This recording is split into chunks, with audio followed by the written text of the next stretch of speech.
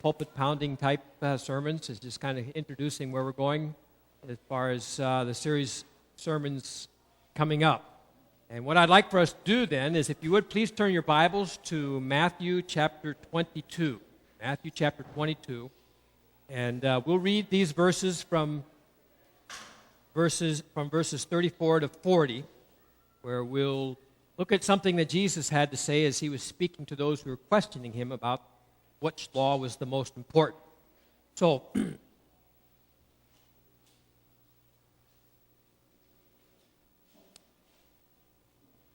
let me get my glasses on. Beginning with verse 34, "But when the Pharisees heard that he had silenced the Sadducees, they gathered together, and one of them, a lawyer, asked him a question to test him. 'Teacher, which is the great commandment in the law?' And he said to him, 'You shall love the Lord your God with all your heart, with all your soul, with all your mind. This is the great and first commandment. And second is like it. You shall love your neighbor as yourself. On these two commandments depend all the law and the prophets.'" So, as we look at this, I just want to remind you a little bit about what Uwe had to say last week with regard to the importance of obedience and simplicity. What Uwe mentioned was Joshua's greatness. God said to Joshua, "Joshua, I'm going to make you a great person. I'm going to make you into a great man. You're going to be a great leader." And then he gave Joshua 3 things he had to do. They were very simple things. After Joshua did these very simple things in simple obedience to simple commands, then God bestowed upon him, exalted him is the word that the Bible uses, and made him a great person. So for us, the thing that we want to understand about this matter of simplicity and just how simple the Christian life is, it's the centrality of Jesus Christ. It's the centrality of Jesus Christ. I know that, especially with the religious kind of things, we get a whole lot of stuff all mixed up in this religious thing. Part of the religious things is, we go to church on Sunday. And some more of the religious things is you pray and you read your Bible and these things, and all of these are actually peripheral. You're not a great Christian because you do all these things. It comes from simply then the centrality of the person of Jesus Christ, his teachings, his instructions, who he is, focusing on him to be more like him, and the rest of it is quite peripheral. I find that so often in our religious life, we get so caught up in the other things, and we really forget about the centrality of who Jesus Christ is. Just simply Jesus. In fact, just a couple years ago, I preached a series of sermons on simply Jesus, trying to be more like him. Uwe also mentioned, in clarifying the concept of simplicity, he mentioned this, and I think it's very true. And I want to start out by saying that in preparation for this series of sermons, in that what we're looking for in our life, we're not actually striving for simplicity. Our goal is not simplicity. Our goal for most people is this: we want to have a certain wellness in our soul. We'd like to have a certain spiritual health about us. We'd like to have a sense that there's in our soul a sense of our relationship and our closeness to God. Wellness and health for our soul comes from a healthy relationship with God. And a healthy relationship with God, then, is directly related to simple obedience. I mean, if you have children, you understand this completely. While you have this relationship with your children, it's a blood relationship. It's not going to be broken. You understand, though, that a healthy relationship between the parents and their children is dependent upon their being obedient and listening to mom and dad. And when that obedience is broken and there's a rebelliousness, it's not a healthy relationship. And so that's the way it is in our Christian life too. A healthy relationship with God is directly related to simply obeying what God says, obeying his word. So in reflecting then on why is it that we want to talk about simplicity, there's some questions I want to ask. And the first question is this. How many of us have at one time or another wished that our life was less complicated?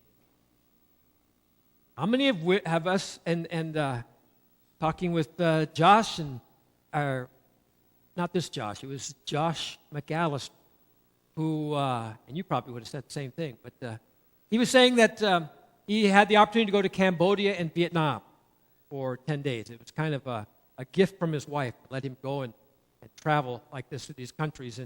But he was noticing this, that their life was so simple. He was telling me yesterday about how he was sitting out in the temples there, the old temples in Cambodia, and he was watching the kids play. They have no toys, they have no electronic gadgets, but just being out there, they were finding all kinds of things to do. They're just finding stuff to throw at each other, finding puddles of water to get in and chasing each other around and entertaining themselves, and how simple it was. But then he made the comment, he said, every one of those kids wishes they had what we have. They wish they had the iPhone and the games and the computers and et cetera, et cetera, et cetera. So we're on this side looking how simple life is and how wonderful it is, and they're thinking how much better life would be if we had all the complications. How many of us feel like our life is being squeezed out of us because of the many little things that are screaming for our attention? They're not really the important things. It's the little things, and it's the little things that just kind of, they yell, and if you have little children, that's exactly what I'm talking about. And if you have older children, you can call them big things. But it's just these, it seems like there's so much in our life. Got to pay the bills. You got to pay them on time. If you don't pay the bills, you don't have electricity. And so that's there all the time. There's responsibilities at your job and things that you have to get done there. If you're a dad and you've got projects, you've got the honeydew projects, honeydew this and honeydew that. And, there's just the little things. But they begin to build up, and then it's just all around us. It's hard for us to focus on what's of great value. So many of us feel like life is just squeezed out of us by these little things. And then how many of us feel that life is moving way too fast? Just way too fast. I FaceTime with my youngest daughter. She's going to be turning 20. Oh, my soul. I never imagined that. Honestly, I never imagined having kids growing up and getting married. And college for them just came way too fast. And now it's my youngest one. She's away from home, and there's no more children at home. I'm telling you, folks, I'm telling you, young parents, and especially those of you who are pulling your hair out, wondering, what am I going to do with all these kids? It's going to be over and done so quickly, and you look back and you just have an emptiness in your heart, wishing for a little more time. Sometimes there's these, I'm encouraging you to slow down and enjoy the moment. Slow down and enjoy a much slower pace. I oftentimes listen to music groups that are kind of, I don't want to call them avant-garde, but they're not in the mainstream. One of them is called The Heart and the Head. It's a group out of Seattle. And they wrote this song, "The world's just spinning a little too fast. If things don't slow down soon, we might not last. The world's not forgiving of everyone's fears. The days turn into months, the months turn into years. So just for a moment, let's be still." That's the title of the album, Let's Be Still. I think many of us wish that we could have vacations in which life could be still for a bit. You could just sit on the beach and do nothing. So that's what we're trying to look for in life. How many of us feel like we're caught up in this whirlpool or this maelstrom or this storm of saying more, more, more? Not necessarily more things, but more success and more recognition. And it seems like we're always wanting more. Let me read you this story, true story, of a person who's recovering from this very thing. 3 years ago, she says, "I suffered from a breakdown. I was done. I had nothing left to give. I drove to my parents' house completely exhausted. My young daughter in the back, my pregnant belly pushing against the steering wheel, tears streaming down my face. How did I get here? I tried to be everything to everyone. A loving, stay-at-home mom, a supportive wife, a successful business owner. But instead of being accomplished, successful, important, what did I get? Exhaustion, guilt, emptiness, feelings of failure, sadness, and just overwhelmed. I couldn't sleep, constantly suffered headaches. I was doing nothing well. The closure of my business was swiftly followed by the birth of our baby boy. His arrival was even more swiftly followed by depression, anxiety, and frighteningly dark thoughts. Somehow, out of the darkness, I was able to whisper to my husband the hardest words I've ever uttered. Help. The first weeks and months of treatment were incredibly difficult. I wasn't crazy. I didn't want to be prescribed antidepressants. I certainly didn't want to sit in a room with a stranger for 2 hours a week discussing my feelings. I just wanted to feel normal again. Actually, I just wanted to feel again.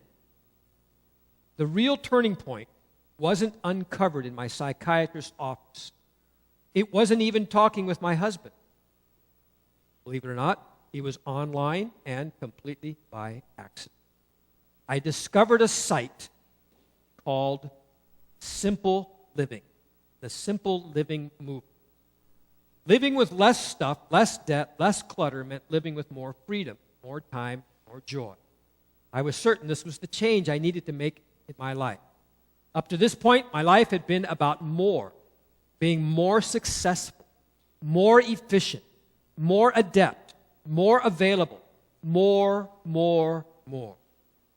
This attitude of more brought overwhelm, exhaustion, constant feelings of failure.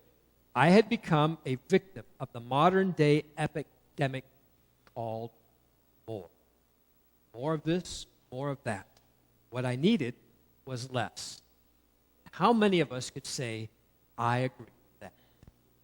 Our world and our culture in which we live in, it's always, we need more of it.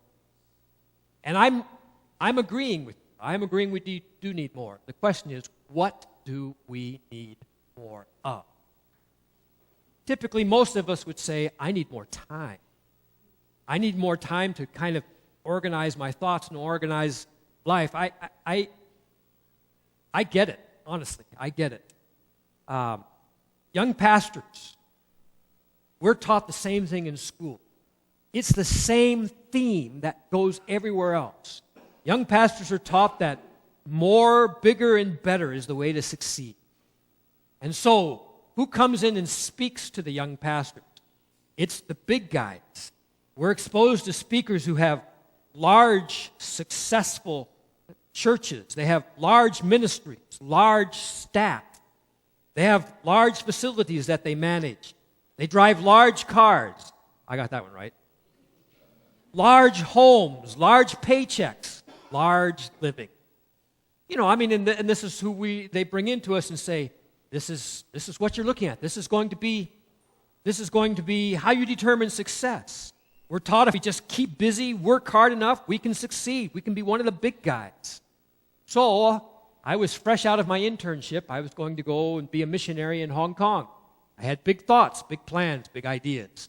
But the first big thing that had to be overcome was I needed a big income because I'm going to live in Hong Kong, and as you well know, if you've been there, it's not cheap living in Hong Kong. So I got on the telephone. Well, first, before I got on the telephone, I sent out letters to about 300 letters to pastors that I knew. I gave them my pastor's recommendation. I gave them a well-known, another big guy, gave him a recommendation from him, and then gave my resume and what I was planning on doing and a letter of introduction and so forth. Then I timed the days. I knew about when that letter was going to be on that pastor's desk, and I called the pastor up and said, "Hey, pastor, my name's David Homer. Did you get my letter?" And I didn't quite like that, but I called him and explained who I was, what I wanted to do, and tried to book a meeting. I called hundreds and hundreds of pastors to book these meetings. So after having booked the meetings, I traveled for 14 months, an average of 1,000 miles a week to make it to these guys and to present these works. Sometimes I preached a minimum of 3 times a week. I never preached less than 3 times a week because back in those days, Sunday morning, Sunday night, and Wednesday night. I could plan on a meeting. A lot of guys don't do that anymore. And then if there was a missions conference that went during the week, I could be there on a Sunday morning, Sunday night. I could hit usually a Tuesday meeting and a Wednesday meeting, and sometimes be there on a Thursday or a Friday too, and get in 5 to 6 meetings a week. I preached this sermon, same sermon. I preached the same sermon 158 times. Every time I preached that sermon, I'd be preaching. While they're singing, I'd be praying. I say, "Dear God, please make it fresh again. Just make it fresh again." And but you know what? It was because I had a goal in mind. I wanted to get to Hong Kong in a year's time. The average time to raise support for missionaries was over 2 years. It's about 2.5 years. And the average suggestion, the suggestion that they made for missionaries is that you need a $3,000 a month income level to get there. But I knew $3,000 a month peanuts in Hong Kong. I knew it just wasn't going to cut it at all. So my goal was to raise $6,000 a month and to get out to Hong Kong. And by the grace of God, we were able to raise $6,000 in about half the time, the average time. So when we got to Hong Kong, I wasn't sitting around, man. I hit the road. It was time to get going. And went out to Yuen Long. Yuen Long is out in the New Territories. And just kind of the reason I went out there is because there was a small group of people meeting in a Bible study, and it was a door. I mean, it was an opportunity. I seized the opportunity, moved the family out there, began working. I wrote out my sermons completely in manuscript form because I was speaking in English, and many of them were not English speakers. So I thought the least I could do is put something in their hands that they could read. And this was before the time of word processors, and I had to type it out on an electric typewriter, this manuscript and so forth, and week after week. And we were also doing the way things were done. We did Sunday morning, Sunday night, Wednesday night, the whole thing. So finally got a bit of a group together. We bought a building. The building was for $1 million US. We were able to do that because of the support that was giving to us, and I didn't pay it all at once, I promise you that. But the church has paid for that building. They're still in the same place. Started a training school, added staff, began to coach with pastors, fellowship with pastors. When I turned 34, I had a stroke. Lost my speech, lost feeling in my hands. Didn't know what in the world was going on. My wife, because I knew there was something going, and so I went up, and not everybody, missionary family should always have a medical book just in case. So I was reading in the medical book about loss of speech. So Candy came up and she says, "Did you find what you were looking for?" And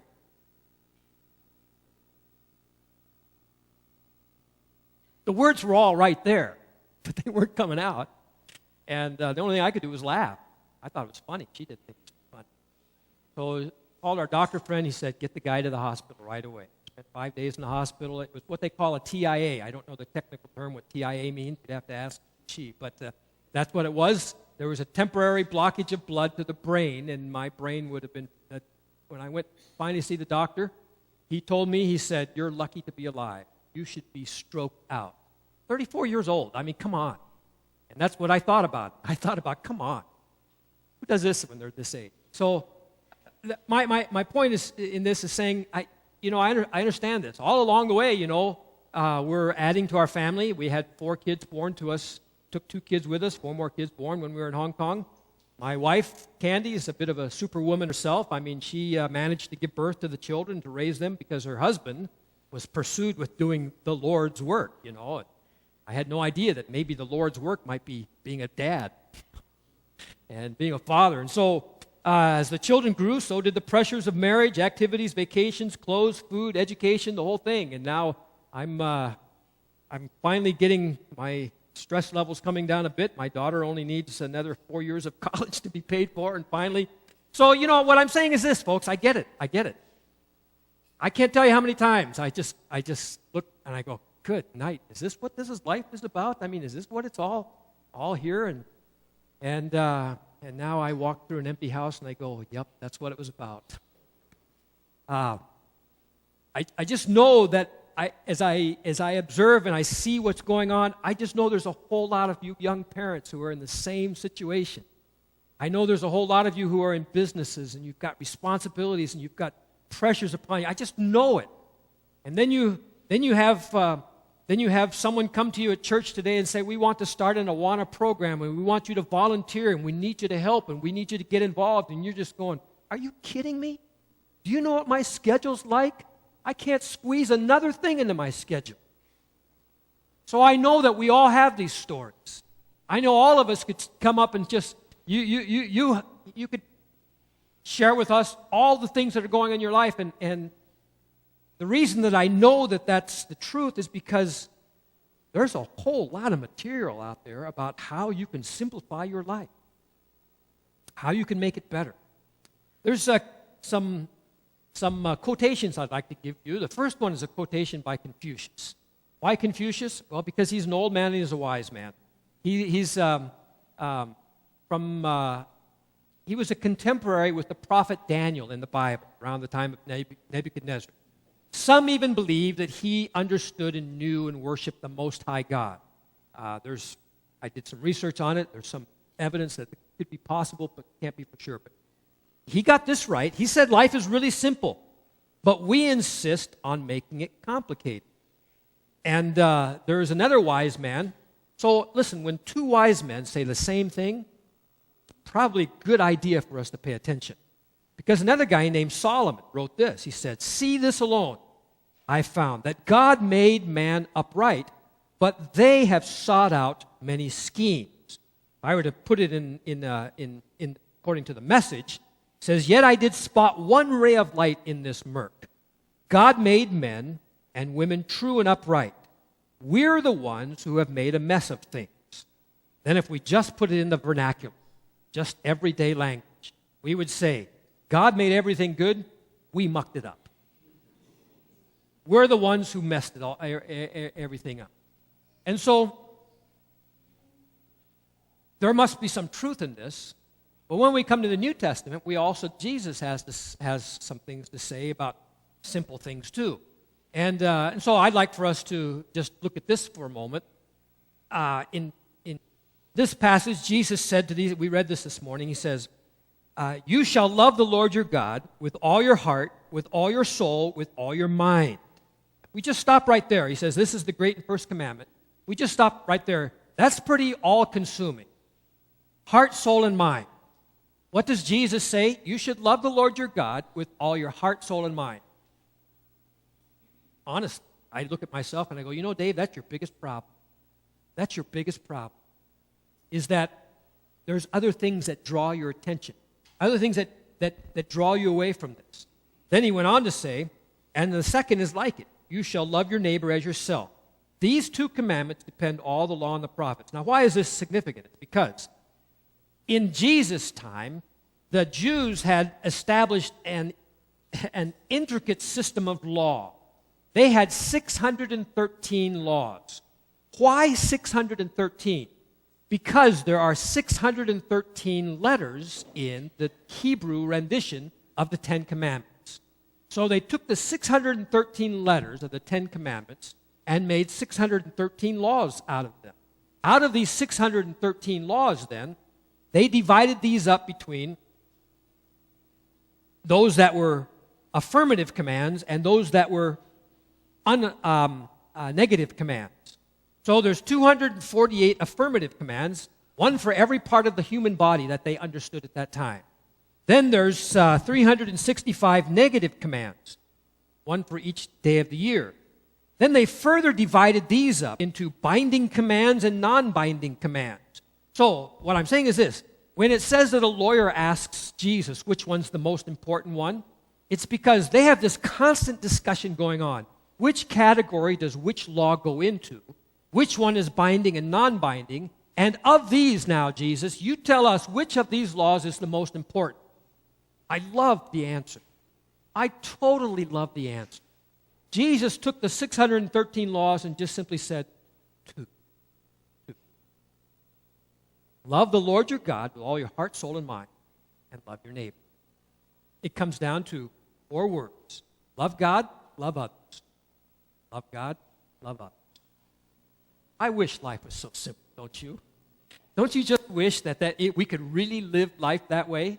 I think we can. I think that's the way it's intended to be. But just like the Jews, we get so much clutter in and we want everything so, and then we spend so much of our life trying to figure out what's important in this clutter and what's not so important.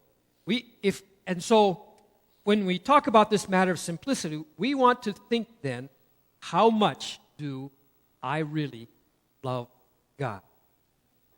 Check our heart, check our soul, check our mind. Are we all in? Or are we 1 foot in and 1 foot out? That's where our problem lies. That's why life becomes complicated. That's where we lose the simplicity and the sincerity, the clarity and so forth of life. On another theme that Jesus also simplifies it very clearly for us, and that has to do with our dependence on things. He says in Matthew chapter 6, verse 19, "Do not lay up for yourselves treasures on earth, where moth and rust does destroy, and where thieves break in and steal. But lay up for yourselves treasures in heaven, where neither moth nor rust destroys, and where thieves do not break in and steal. For where your treasure is, there your heart will be also." Where your treasure is. So I ask myself the question, where's my heart? Where's my heart? Where's the focus and the intention of the innermost desires of my heart? And in all honesty, I'd be ashamed to say where that is. The point is this: when asking where our heart is, where its center is, whether it's focused on, we need to understand the point of making space in our lives is making a space whereby we can treasure the things of God. Because our lives become so cluttered, it's hard for us to focus on that which is so important. Dallas Willard was the head of the philosophy department for USC, University of Southern California, I believe. He wrote a book called The Divine Conspiracy. Anything that you can read by Dallas Willard, it's really great stuff. He says this about this verse: "That is what it means to love God with all your heart, soul, mind, and strength. It means to treasure Him, to hold Him and His dear, to protect and to aid Him in His purposes. Our wisdom, safety, and fulfillment lies in so treasuring God," and making that the centrality. And again, I want to say, so often in our religion, in our religious practice, and so often what is unattractive and what pushes people away is all the peripheral stuff that we add to making God our focus. And if we would get rid of the clutter and just concentrate and focus on making things simple, it would help us. So I'd like to give you this. This is going to be a working definition of what I'm talking about with regard to simplicity. Simplicity is clarity, purpose, and intentionality. It's marked by the intentional promotion of the things we must value and the removal of everything that distracts us from it. And in order for us to come to an appreciation for the simplicity that life is intended to be, we need to first of all figure out what is it that's most valuable to us. What holds the greatest value? And again, you'll notice today there's not a whole lot of Bible scripture because I'm just kind of asking you the questions because we're going to spend a few weeks on this. And we'll look into the scriptures to give us guidance on this, but we need to start asking the questions. We need to ask ourselves, deep within our souls, what is it that I value most in life?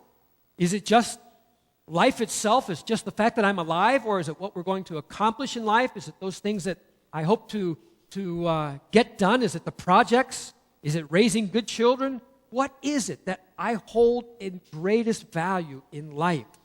And from that, then, I need to remove those things that are going to keep us from them.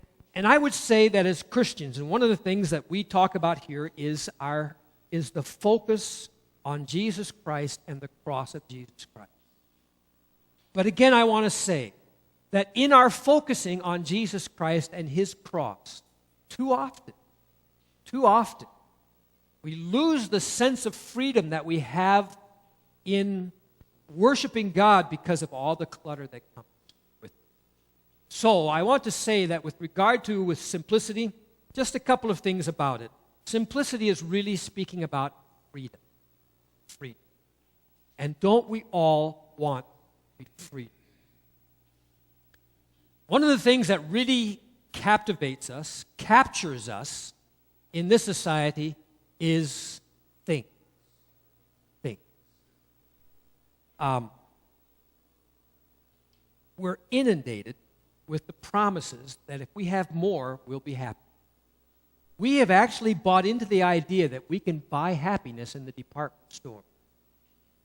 Or, for some of you, no, let me make it very personal, that we can buy happiness at the Apple store. The iPhone, I've got the 5, 6 is coming out. They're already telling me that I just can't live without it.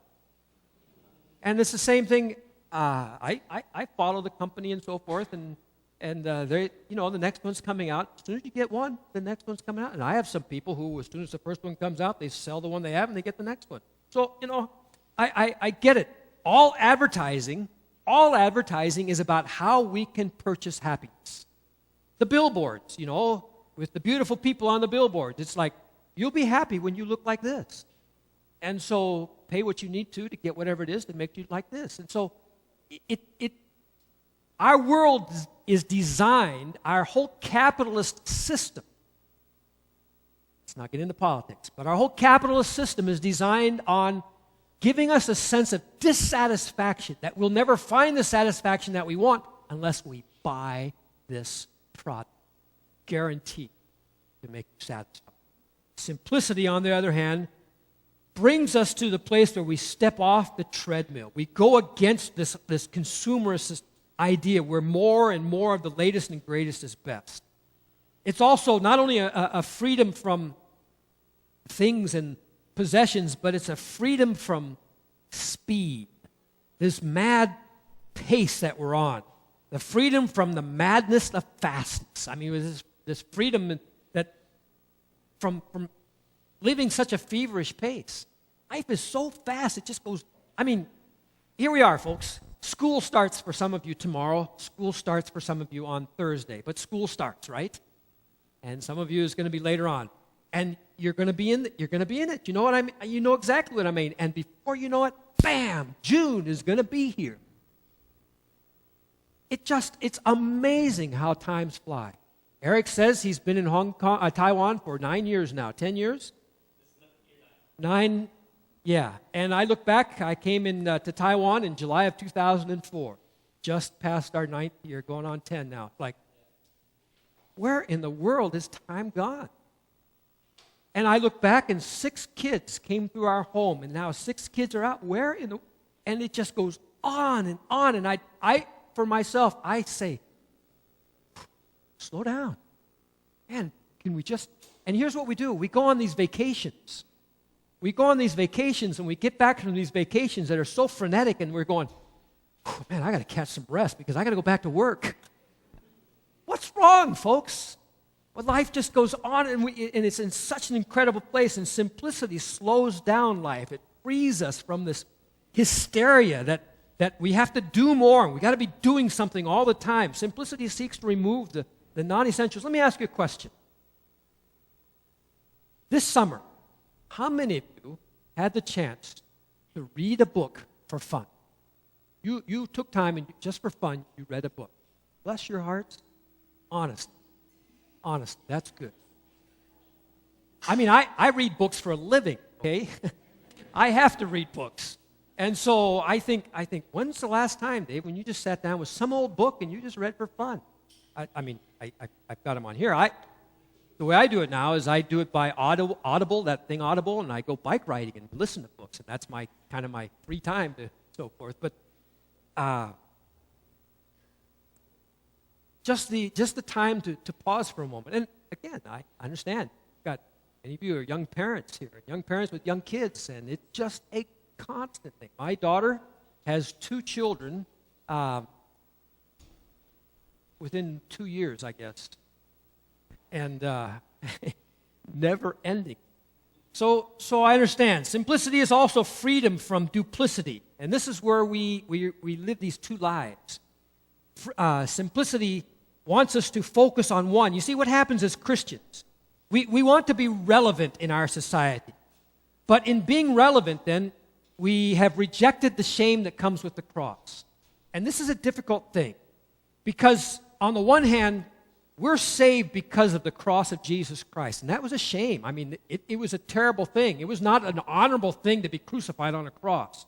You had to be a criminal, and that's where Jesus was crucified on a cross. Now, he was falsely accused, and he also rose again from the dead, which makes a huge difference. But we don't want to be associated with that shame.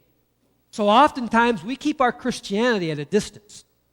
And so it depends on where we're at. In our secular world, then we want to kind of keep things on a secular level. But then on Sundays and at other times, we get into the spiritual level. And so we live this duplicitous life, and we have to remember where we're at. And it makes life more complicated for us. We're unable to commit wholly to God, to the world, because we straddle this line, and it complicates life immeasurably. We suffer from the problem of mixing up biblical worldview with the corporate practice and the democratic methods. We do this in church all the time. I mean, there's certain biblical principles, but because we're Democrats, we have to vote on it. I mean, not Democrats, but democratic. And so we live this life that it needs to be simplified and unified. Simplicity brings the unity of the message. Again, I'm not going to try and answer all these things just simply because we're on a journey here. And simplicity is a lifestyle. It's a lifestyle where we live a true and honest life that will be true and honest. This is the way I am right here. And when I come over here, it's going to be the same. What you see is what you get here and there. Some of us teach in classrooms where we cannot be outright about our Christian belief and faith. Others are in jobs or in positions where it's difficult for us to be open about who we are, what we believe. And yet within our heart, we know that within our heart we'd say, I'd like to be who I am. And again, how do we do that? How does that work out? So, simplicity is not only about freedom. Simplicity is about being counterculture. Counterculture. And in this counterculture, we're going to have to think about things differently. The reason is this. When you look around, who are the standards that are put up as being successful? And if you follow sports very much, who doesn't? Then there's these stars in sports. I mean, the buzz, unbelievable, the buzz about the NBA, what was going on in NBA. It's like every time you turn around, it's NBA this and LeBron that. And I mean, I'm thinking, isn't there more to life than this? And really, maybe there's not. But and then we had World Cup, and it's going on and on about these guys, on and on. And what happens is, for many, many people, these are set up as the standards of success. Maybe it's a rock star. Maybe it's a basketball star, or whatever. They're too easily, as far as our media and as far as our culture is concerned, they're set up as the standards of success. And we might, as parents, rebel against that, but our children see that. But not only that, here's what we do. We might have some real rock star lawyers or doctors or business people, and so we take these hotshot lawyers and these amazing medical doctors, and we put them up and we make them the standards. And while I appreciate success and I appreciate great stories of success, we need to be careful that we're not teaching our children that these are the standards of success. Simplicity in life is not championed by the media. You're not going to find that person who has found a restful place in life. You're not going to see them put up in the media unless, and this might show my partiality, but Steve Jobs, he found some element of success and some quiet in his life, at least towards the end. But simplicity, and especially when we talk about Christian simplicity is simply living a life that responds to the still small voice. not to the loud clamor. And that's hard to do. It's difficult for us to tune our ear to the small voice that's calling us a bit away, calling us to get rid of the non-essentials, inviting us to slow down, to consume less, to enjoy life better. Simplicity is also this, and this is something I want us to see too. It's not external, it's internal. Because if you do a Google search on, or if you do an Amazon search on books on simplicity and how to simplify your life, it'll fill your library just like that. And you'd never be able to read them all in a lifetime. But the thing is, most of those will deal with the external things. And I can give you a to-do list of what to do to how to unclutter your life. Fact is, part of the reason I got this idea is because we moved a year and a half ago to a new place. It's a wonderful moving house. And so many of you, because you've moved enough times, you've had to leave behind enough. And so what do? You rent a storage to keep the stuff that you won't see for 10 or 15 years, so you can go back to and look and go, what in the world was I doing? So several years ago, my wife and I, we also had a storage thing. We kept some furniture and stuff. And I told my son, I said, son, you take what you want out of there. You give the rest of the whatever, who else wants it. The rest of it, throw it away, close that thing. I am not paying rent on a storage place for stuff that I'm never going to see again. And so went through my house, too. And I looked at that. And the other day, I was looking for an extension cord, opened up this drawer. Honestly, a bale full of wires. Fills a whole welcome super bag, whatever thing, and power cords, printer cords, anyway, all kinds of speaker wires, all kinds of this stuff. And I thought, what in the world? I will never ever touch this stuff again. Stuffed in the bag and put it out. Went out in the back porch and saw these boxes sitting around. I'm going, what in the world are in these boxes? They've been sitting there a year and a half. Nobody's ever opened them. So rather than open them, I just took them outside. And so yesterday after church, my wife asked me, did you throw away some of my stuff? I said, no. I didn't do that. But the thing is, I'm saying that we can learn how to do all that stuff. But we still have within ourselves the necessity of being settled in our heart. And so simplicity is something that's internal. It's a matter of the heart. Jesus makes this very clear. He says, seek first the kingdom of God. A life of personal interaction and adventure with God is the life that gives rise to content. In the past, we've practiced these spiritual disciplines of engagement, these Christian spiritual disciplines of engagement. In other words, and we talked about this back when we were talking about spiritual discipline, reading your Bible, not just reading it, but studying the Bible, praying, also being involved in a Christian community, and these things of service and worship and fellowship. These disciplines of engagement, they help us to take in the life of God. But the problem is this. The problem is when we try to take in the life of God, we find our life is so crowded, we don't have room for it. When we were asked, can you help us out at church? Can you serve here in this capacity? And we say, I just don't have time. You know what, folks? I get it. When people say, I don't have time to do this, I understand. I totally get it. And if I ask you to kind of help out and you say, Pastor, I don't have time, I will never argue it, because that's the absolute truth. The thing is this, though, that disciplines of abstinence, such as fasting, solitude, silence, secrecy, in other words, just being quiet, frugality, simplicity of speech and time, these help us to let go of certain life-draining behaviors. These help us to make some room and helps us to exhale what is unnecessary so that we can begin to inhale the nourishment that comes from God. And one of the greatest hindrances to a growth in our spiritual life is, it's not that there isn't a desire, there's just not the room for it.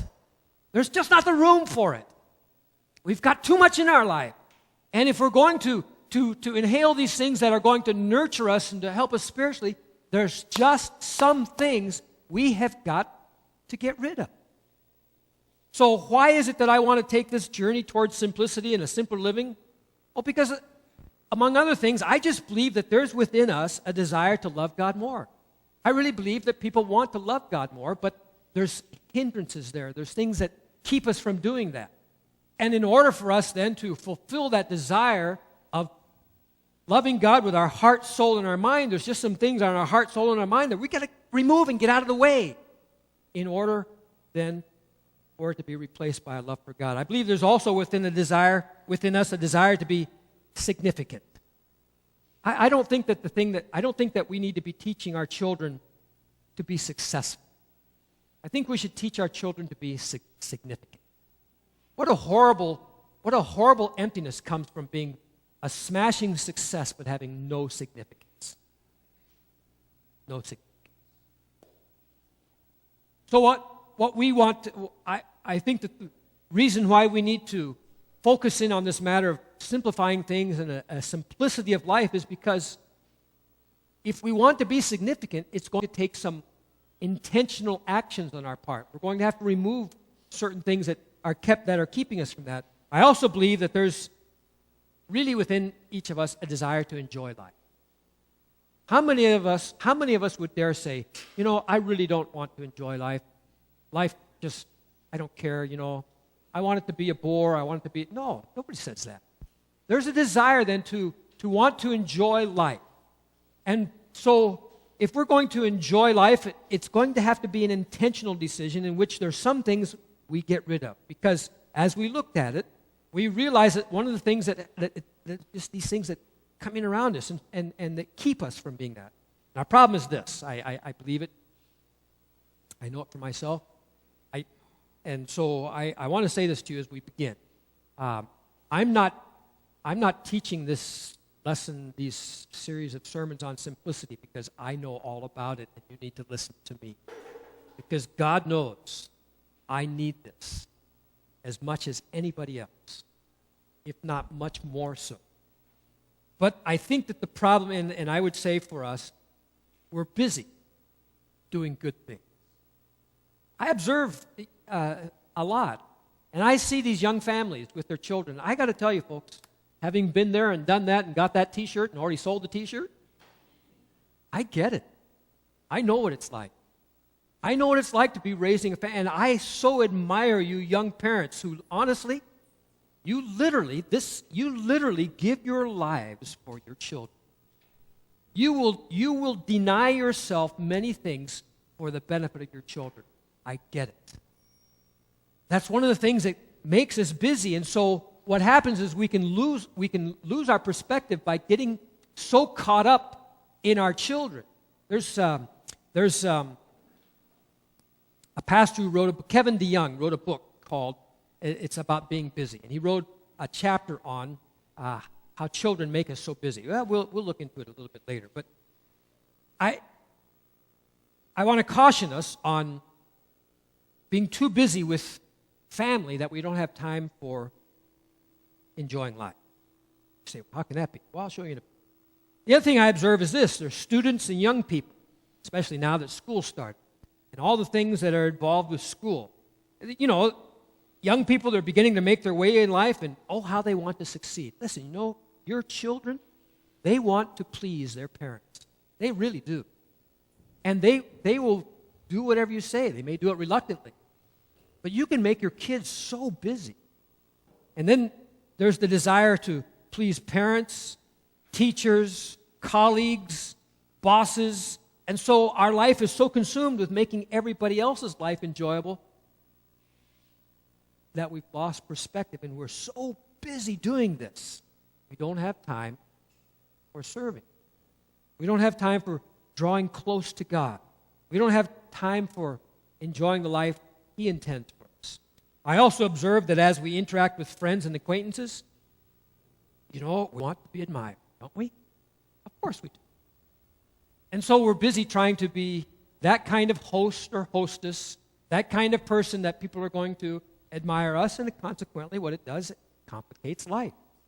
I observe also how we're so busy that we're pursuing things we've not considered their value. And it's so easy to get involved in stuff that really doesn't have a lasting and eternal value whatsoever. So, honestly, I just want to say this is a personal thing with me, okay? I'm not diving into this journey towards simplicity simply because it's a cool idea. No, it's a very personal thing, and I'm inviting you to join me in this journey just because I just sense there's a lot of people who would say, Pastor, I need that. Especially as we begin a brand new school year, and we have all the hopes and the aspirations. So, in order to do that, we're going to have to make room in order to grow spiritually. In other words, we're too busy, but that means something's going to have to go. Something has to go. This is the hard part. You're going to listen and you're going to say, Pastor, you are stepping all over. But let me say this. I promise that if I'm stepping all over you, I've already stepped on myself, okay? And because it's just going to be some hard decisions. We cannot hope to grow spiritually and nurture a spiritual life and maintain the status quo in living life. Something must go. So I invite you in this journey with me and to seek for simplicity. I leave this quote up there. Simplicity is clarity, purpose, and intentionality. It is marked by the intentional promotion of the things we most value and the removal of everything that distracts us from. This is going to be the exercise that we're going to be taking on over the next few weeks. What is most valuable? What means more to you than anything else? What is it that we want our life to be surrounded with, the core of our life? Then we want to promote those things and remove those things that distract us from. So let's pray. Father, it's been a bit of an introductory today, not really a time for decision-making, except for the need, Lord, to clarify some values that we might have, where we want to be in life. And also, Lord, it's going to take some difficult decisions later on as to where we're going to focus our attention and what we're going to have to get rid of in order to focus our attention. Just some things in our life, Lord, that we have a really hard time letting go. I speak, Lord, even with regards to myself in this journey. So I ask you, Lord Jesus, that we would take the time to focus our attention on you, realizing this, that you gave everything for us. Everything. You gave your life for us. You had such a focused attention.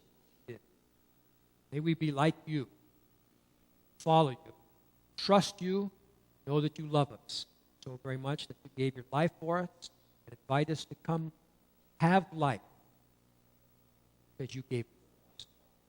Pray these